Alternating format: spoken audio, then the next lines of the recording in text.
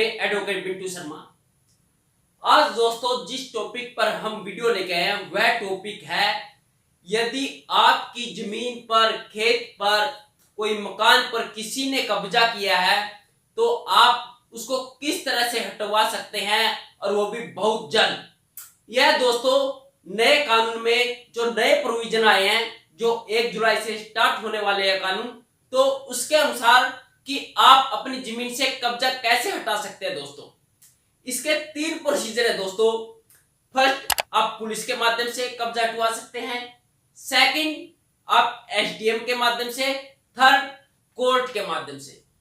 मैं आपको 1 बाय 1 तीनों कंडीशनों का प्रोसीजर बताऊंगा कि आप पुलिस, एसडीएम एंड कोर्ट से किस प्रकार कब्जा हटा सकते हो। आजकल हम देखते हैं दोस्तों कि कब्जे की दिन पर दिन खबरें आती रहती है कि किसी ने किसी के दुकान पे कब्जा कर लिया, किसी के खेत पे कब्जा कर लिया। इट मींस जिसकी लाठी उसकी भैंस, हम कह सकते हैं कि कोई किसी को किराए पे मकान देता है, उसे किराए पे मकान देता है, लेकिन एक दिन ऐसा आता है कि वह किराए का मकान या कोई किराए की दुकान खाली ही नहीं करता। जो किराए पे बैठा हुआ है किराएदार, वह एक दिन कब्जादारी बन जाता है और मालिक को बोलता है कि जा, जो तेरे से बनता कर ले, मैं यह दुकान खाली नहीं करूंगा, मैं यह मकान खाली नहीं करूंगा। लेकिन दोस्तों अकॉर्डिंग टू न्यू लॉ, अब ऐसे बोलने वालों के लिए नए कानून में प्रोविजन आया है कि अब ऐसा नहीं चलेगा। जो हम फर्स्ट बात करेंगे वह दोस्तों कि आप पुलिस के माध्यम से कैसे कब्जा हटवा सकते हो। मान लो कि आपकी कोई जमीन पे कब्जा किए हुए, चाहे वो खेत की जमीन हो, चाहे वो मकान हो, चाहे वो दुकान हो, जहां भी वो आपकी जमीन है उसके पास वाले पुलिस स्टेशन, जो भी पुलिस स्टेशन लगता है दोस्तों, उसमें आपको कंप्लेंट दर्ज करवानी है BNSS 173 के तहत दोस्तों।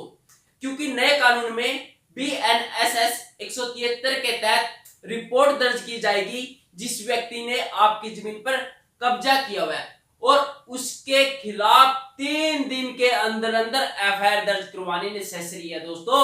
अब ऐसा नहीं होएगा कि आपने पुलिस स्टेशन में कंप्लेंट दे दी और वो धूल चाट रही है, पता ही नहीं है, बोल रहे कब दे के गए थे आप कंप्लेंट। ऐसा नहीं होएगा, 3 दिन के अंदर अंदर उस पे एफआईआर दर्ज करनी ही पड़ेगी।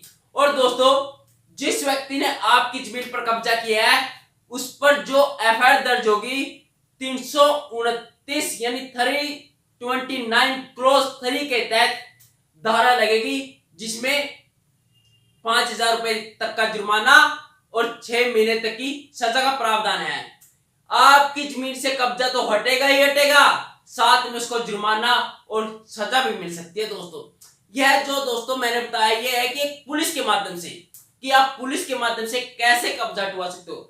लेकिन आप सोच रहे होंगे कि कानून चेंज हो गए हैं, धाराएं चेंज हो गई है, लेकिन पुलिस तो वही की वही है, पुलिस तो चेंज नहीं हुई है ना, क्योंकि पुलिस तो कार्रवाई करती नहीं है। तो यदि आपके माइंड में यह सवाल है, ऐसा तो है नहीं है कि पुलिस काम नहीं करती, लेकिन बहुत से ऐसे होते हैं कि हम देखते हैं कि पुलिस उनको टका देती है, नहीं उन्हें रिलीफ देती है। तो आपको यहां पे चुप नहीं बैठना है। Second option is the SDM court. आपका कोई किराएदार मकान खाली नहीं कर रहा है, जमीन पे कब्जा किए हुए है, तो आप एसडीएम को BNSS 164 के तहत एक लिखित में कंप्लेंट दे सकते हो दोस्तों। जब आप एसडीएम को कंप्लेंट दोगे तो एसडीएम डायरेक्शन करेगा दोनों पार्टियों को, एक तो जिसने कब्जा किया हुआ है और सेकंड जिसकी जमीन है। आपको बोला जाएगा कि आप अपने डॉक्यूमेंट साथ लेके आए। अरे आपको डॉक्यूमेंट तो लेके आने पड़ेंगे ना साथ। मैं बोल रहा हूं कि यह दुकान मेरी है, ऐसे ओरली बोलने या मौखिक तौर पे बोलने से मेरी थोड़ी ना हो गई दुकान है।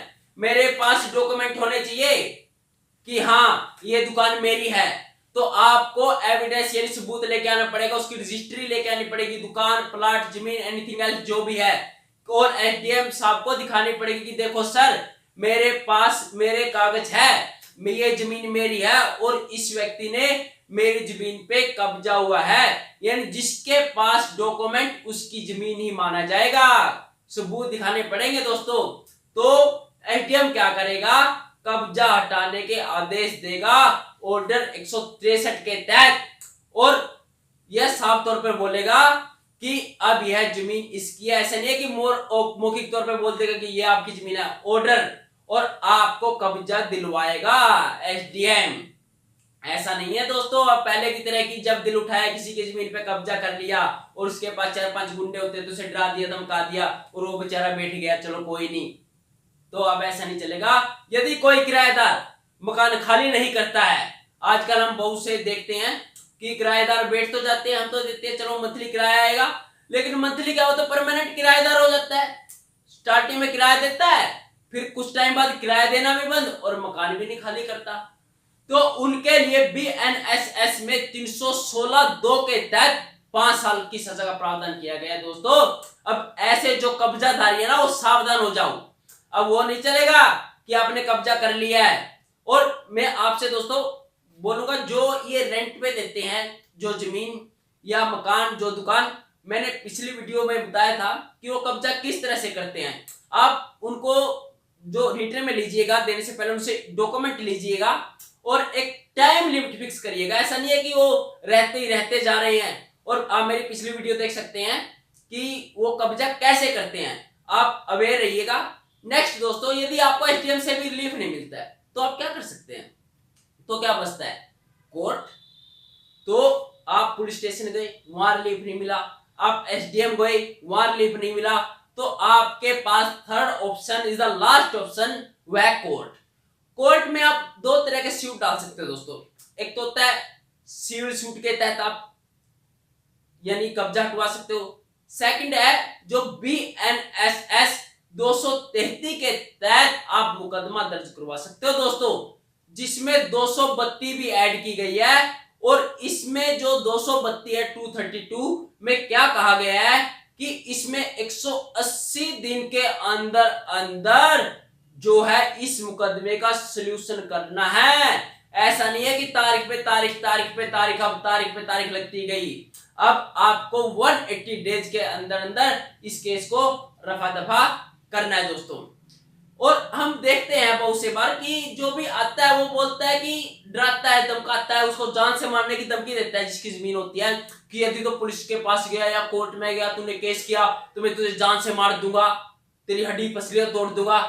तो अब अगर यदि कोई ऐसा बोलता है तो आपको डरने की जरूरत नहीं है, आप उसकी रिकॉर्डिंग कर सकते हो। यदि कोई बोलता है आपको, आप उसके खिलाफ कंप्लेंट दर्ज करवा सकते हो, कोर्ट में भी पुलिस स्टेशन में भी, जिसके खिलाफ 351 क्लोज 2 के तहत मुकदमा दर्ज होगा जान से मारने की धमकी देने के एवज में।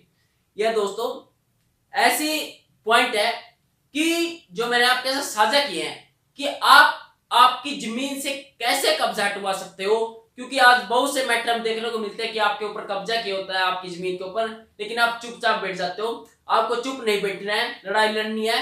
क्यों देनी भाई, किसी को फ्री में जमीन है, उसी ने खरीदी है, ये तो आपने खरीदी है, आपने मेहनत करके जमीन खरीदी और कोई आता है और कब्जा करके बैठ जाता है। तो दोस्तों अब आपकी जमीन को कोई हड़प नहीं सकता। आपको जो मैंने ये पॉइंट बताया, आप ऐसे चलेंगे तो आपको आपकी जमीन मिल जाएगी। आशा करता हूं आपको ये वीडियो पसंद आई होगी। अगर वीडियो पसंद आई है तो एक लाइक जरूर कीजिएगा। थैंक यू दोस्तों, जय हिंद, जय भारत।